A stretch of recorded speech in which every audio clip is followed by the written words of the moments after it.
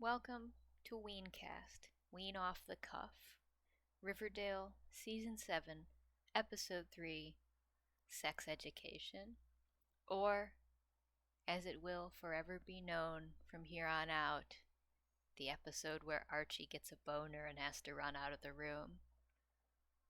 The year is 1955. As we recall from last episode, Ethel came stumbling into the gym during the sock hop covered in blood, and in the aftermath of that we have discovered her parents were stabbed to death and dismembered. And we also learn, even in the 1950s, Kevin's dad is the sheriff of Riverdale. And Ethel has accused the milkman of murdering her parents. And she's been allowed to stay with Betty's family, although Betty's dad objects to Ethel staying with them. Probably because he's the murderer. Like, let's be serious here. He's got to be a serial killer for the second time, right? Like, it just makes sense. I've seen other people saying this online, and I'm willing to stand by them. Hal, absolutely the murderer, unless it's comic books coming to life, but more on that later. We do get some confirmation here that Polly exists/existed, because the room that Ethel is staying in is said to be Betty's sister's room. And Betty is actually nice to Ethel, which is unlike her. Meanwhile, Jughead is investigating, suspecting a mystery in his Jugheadish fashion, trying to help out his friend Ethel.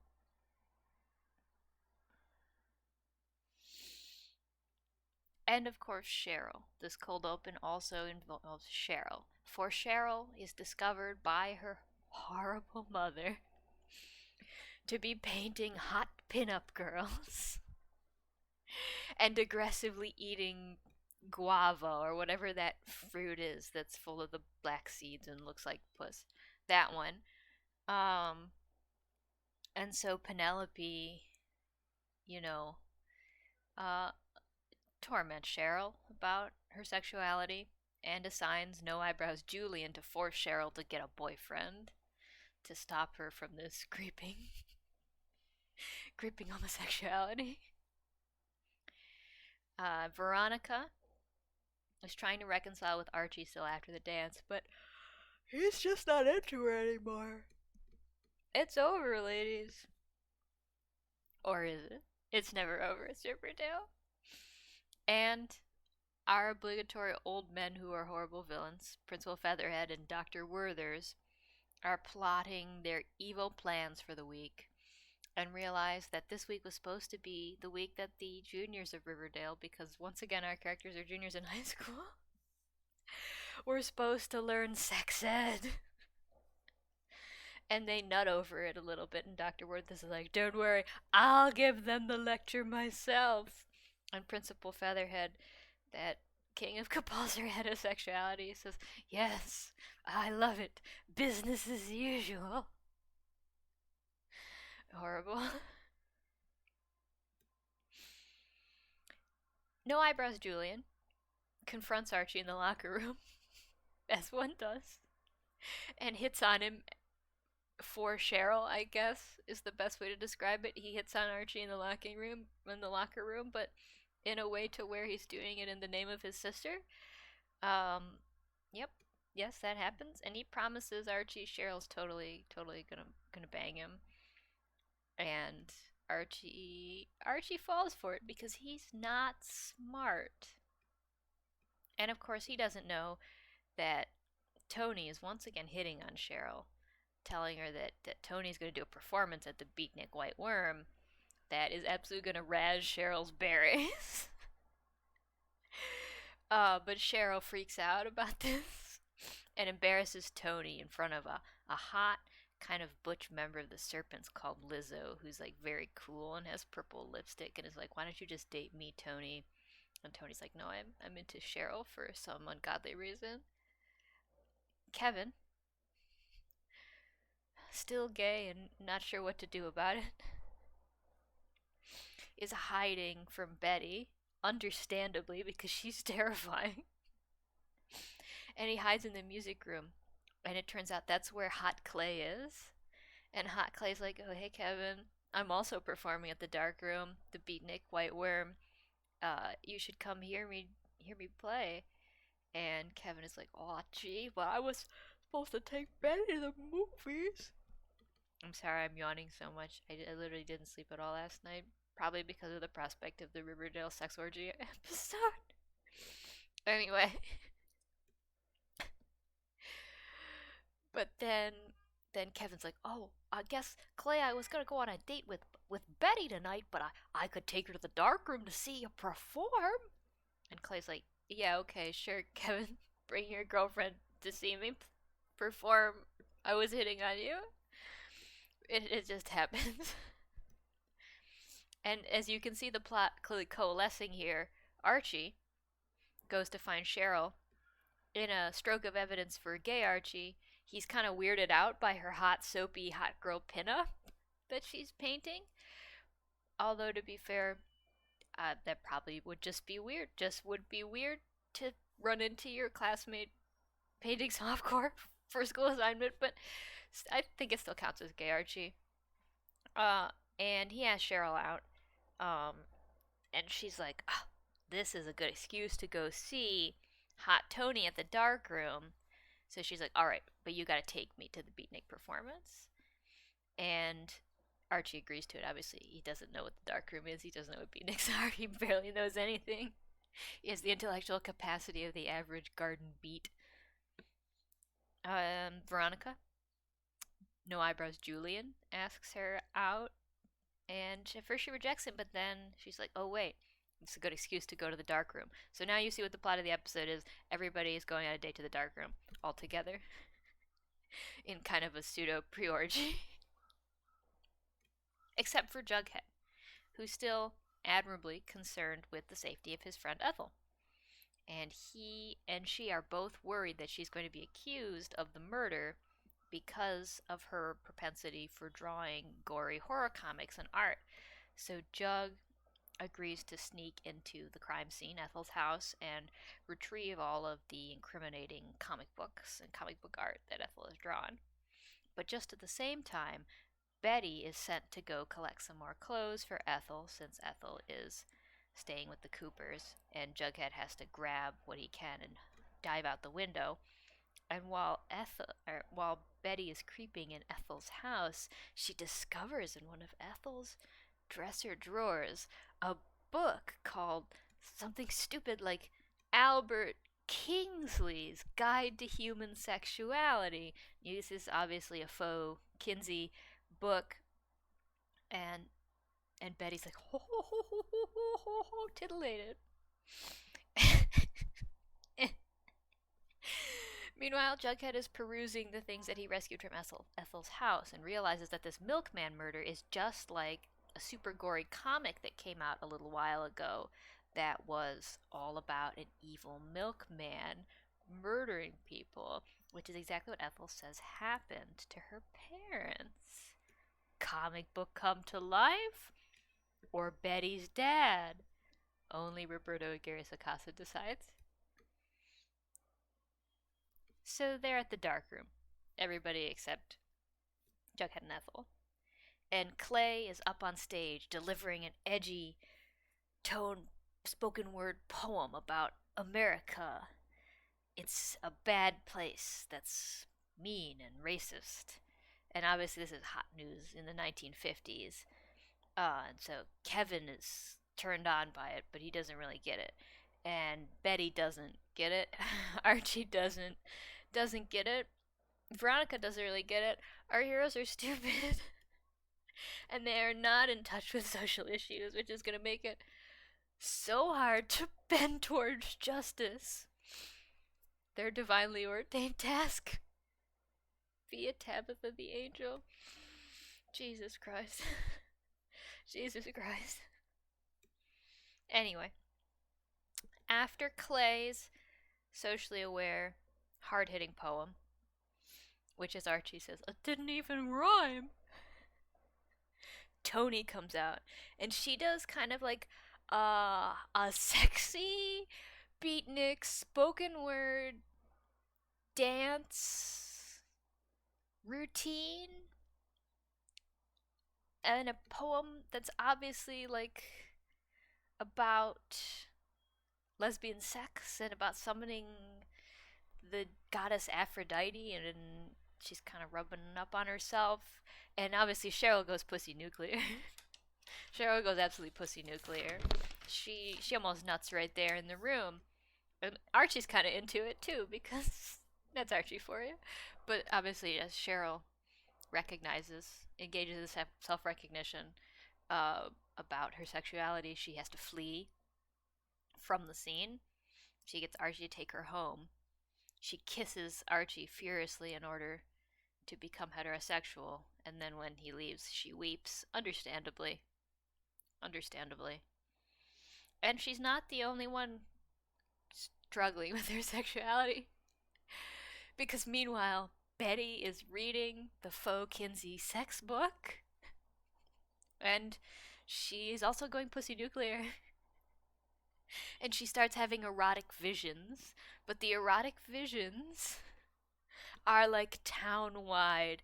So as Betty descends into this steamy jungle set where she's sexually predatory, she intermingles her psychic on the psychic plane with Archie, who sees himself making out with Cheryl, and Veronica, who sees herself making out with Archie, and Cheryl, who sees herself making out with Tony, and Kevin, who sees himself making out with Clay, and then the psychic jungle steam. I'm pretty sure it was in the school set or maybe the White Worm set. It was in a normal set though, but they had put a bunch of fake plants in it and a smoke machine. And it comes back around to Betty at the end of the sequence, and she's charging through the jungle. A horny beast tearing through the foliage towards Archie, who is sexually on display. Slow pan down Kidappa's abs, because Betty and Archie is, of course, the ultimate compulsory heterosexuality, and Betty is so trapped in the mazes of her horny addled mind can only conclude with the thought of fucking Archie. Oh god. Oh. Anyway, then the next day at school, Betty and Kevin are talking about the date that they went into the dark room. And Betty's like, wasn't it kind of hot the way that Tony was dancing around? And Kevin's like, no. Uh, but before they can dig into that, Cheryl and Archie march in, holding hands. They're dating. OMG. Betty is jealous. Tony thinks this is hilarious because she knows exactly what's going on here. But everybody else is like mind blown. Veronica's jealous. Betty's jealous. And they all go to sex ed class. And Dr. Werther's shows them pictures of flowers and tells them about flowers and bees, and Archie's confused.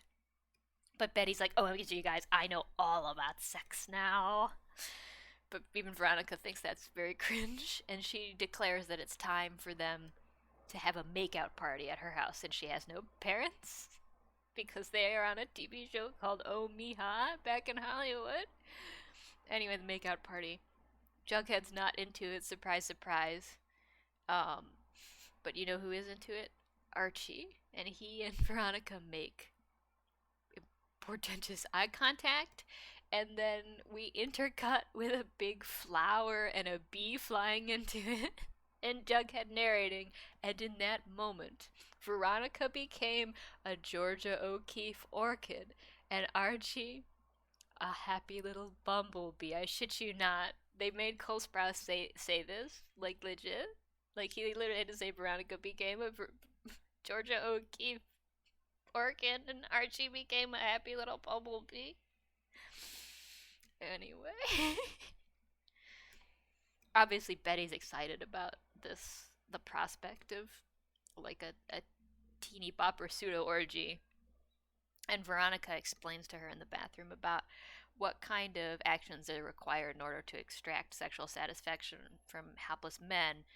and how Veronica's plotting to get it on with Archie and seduce him back to her. But Veronica overhears and she stomps away. She's very upset.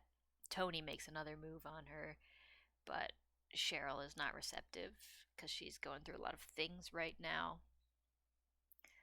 Kevin also wants out of the sex party. He would really like to not go for understandable reasons, but Betty threatens his life with a railway share. She absolutely menaces him about it. She's basically coercing him into sex. Rip to Kevin. Jughead hauled into the principal's office for breaking into Ethel's house, and when he says, "I wasn't there," Sheriff Kevin's dad, Principal Feather, and Dr. Werther say, "A neighbor saw a teen wearing a crown coming out of Ethel's window." And that's hard to deny. But Jughead insists he's not a dangerous loner. He's cool. He hangs out with the cool kids. In fact, tonight he's going to a makeout party because he's normal. He's so normal. He's not weird. He's not a weirdo. You've definitely seen him without the stupid hat on. And in the locker room. Kevin's there. And Clay comes out of the showers hotly. And Kevin's like, "Oh, God." And Clay's like, "Hey, what's up, Kevin? How's it going?" Kevin says, "Oh, Clay, are you coming to the makeout party later?" And Clay says, "Kevin, I'm sexually interested in men." And Kevin, like, his wig is just blown clean off. Like, this, and it takes the top of the skull with it. Kevin is encountering himself. He's also engaging in the painful act of self-recognition as well as recognition of the other. And his response to this is to kind of slap Clay on the boob and be like, "Good for you, champ," and then run away. Which is, TBH, so relatable. So real. Archie's hanging out with Betty in her bedroom in the afternoon after school before the party. And he asks Betty for the Kinsey sex book. But when he tries to read it, it confuses him, probably because, as we all know, he is illiterate. He cannot read.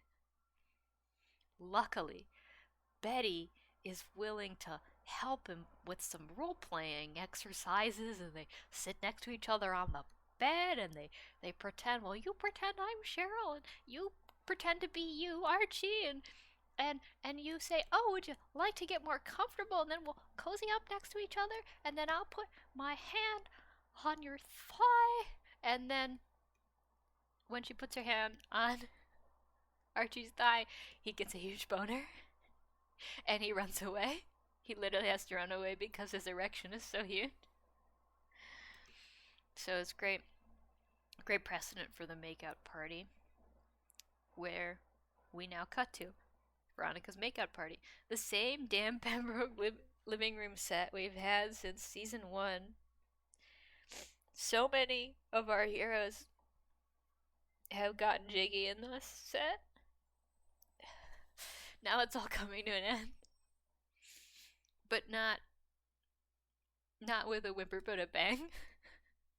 And so the first thing they do at the makeout party is play a game called Post Office, where every girl has been assigned a number, and every boy has a little envelope that has a number inside it, and then he opens the envelope, and then whichever girl it matches him up to, he has to kiss, right? And Cheryl is forced to kiss Fangs, which is horrible, and she only lets him get on the cheek.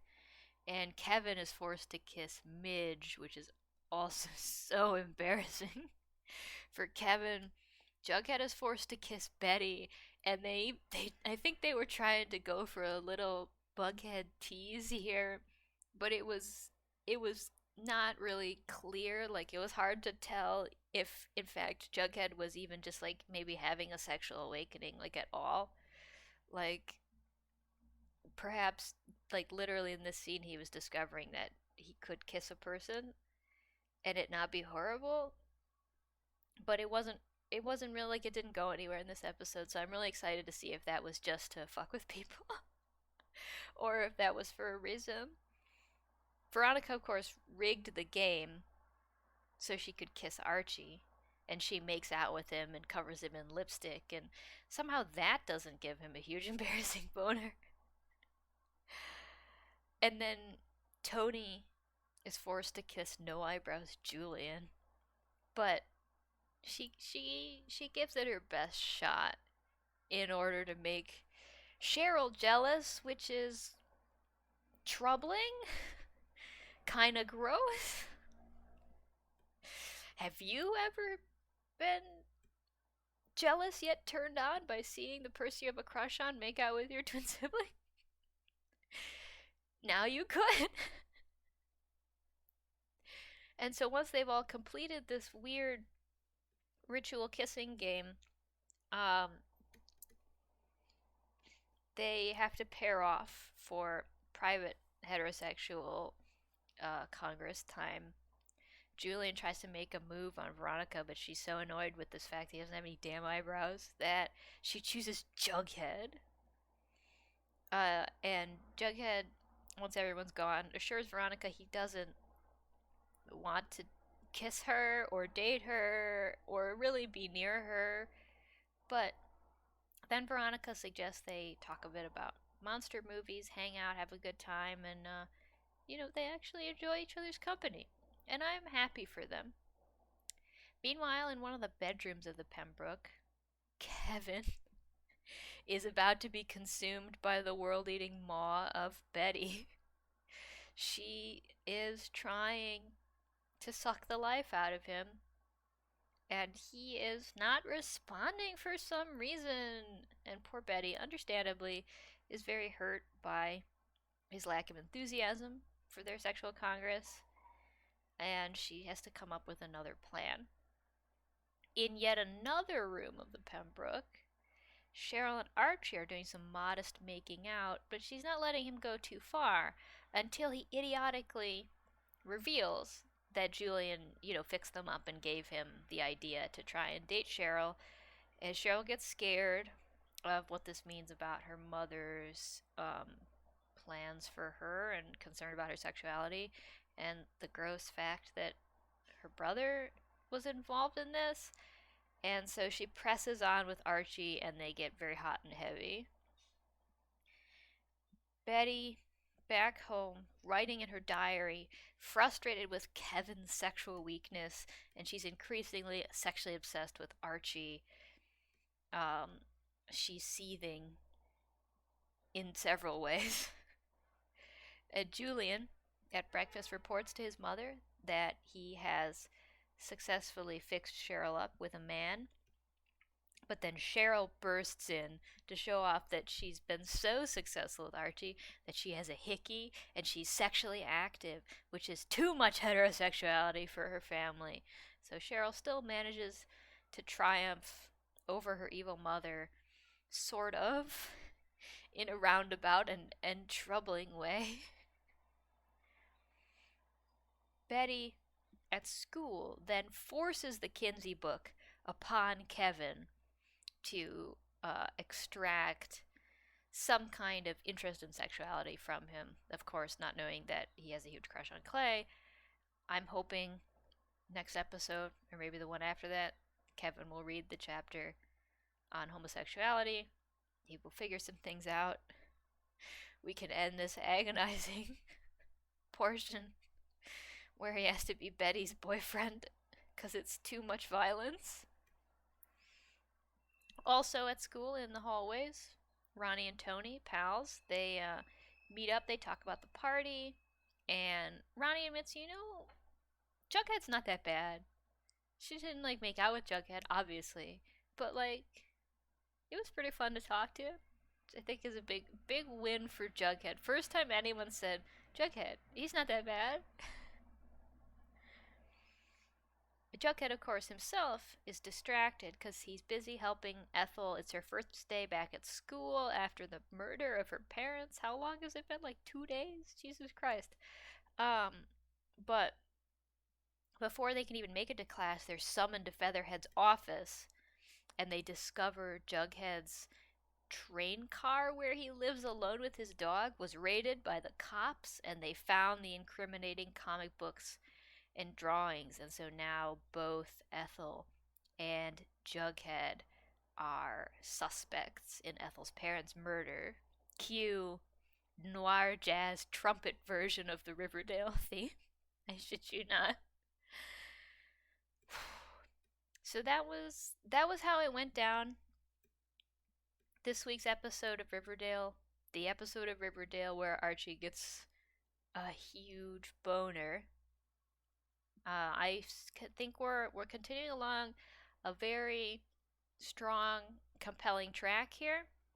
I'm glad that we got advancement uh, in the story of Cheryl. Certainly, a lot of good content for Cheryl this week. Some advancement for Betty and Kevin towards the realization that they have different destinations. Archie,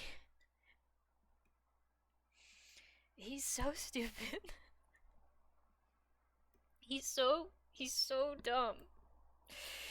This is this is maybe KJ's best season acting wise, because he's really like, Archie was so dumb before, right? Like, he was not smart through any of the prior 6 seasons of Riverdale, but KJ Appa has put so much into his performance of 50s Archie, so much more like just head empty, no thoughts, naive yet horny Archie. Like, truly, truly, truly, truly, I don't even believe that when they cast Riverdale originally, they thought that KJ Appa could so purely and beautifully bring to life Archie, like the classic comic book Archie, but he is delivering, he is producing dividends that would make the she-wolf of Wall Street jealous, bro. He Someone get this man an Emmy. Because he's doing things with TV acting that no one has done before. And he's doing it all while suppressing his New Zealand accent. Although he got really close to losing it in one scene this episode. But he's right. It was worth it. I'm also super excited to find out if they really are gonna make Veronica and Jughead date for no reason, because that would be so, so funny. That would be such a win. Veronica and Jughead is a ship, a relationship, a concept that is like so horrible that it becomes thrilling in its danger, in its madness. it it has the potential to destroy the world, but the world's already been destroyed, so why worry? Why worry? What, me worry? No. And of course, I'm still wondering when and how and why and should we continue this story arc about inventing social justice in the 1950s. Because that wasn't like a main thrust of this episode. We still hit on it with Clay's poem, which was like the worst. Maybe that it was kind of like the worst version of an Amiri Baraka poem, which is such a fucked up thing to say. But that's exactly what it was like. Um, so we still hit on those themes, and we also had Clay's coming out. Unsurprisingly, as the character who's both gay and black, Clay is kind of constantly forced to bear the burden of all these social justice storylines, even when they're not the main focus of our episode. So his presence in this episode kept us on track with those concepts and those themes, but God help us if another episode comes along that is the main plot, cuz I don't want to know what Roberto's no, actually, okay, I don't, on a moral level I don't want to know, but on like the level of just like pure the mental illness. Obviously, I extremely want to know what is going to be the 1950s racism equivalent of the Riverdale slut shaming episode. No. Anyway, that's what the episode was about. That's what future episodes may be about. That's what I'm about. This has been Ween Off the Cuff. I am your Ween. Goodbye.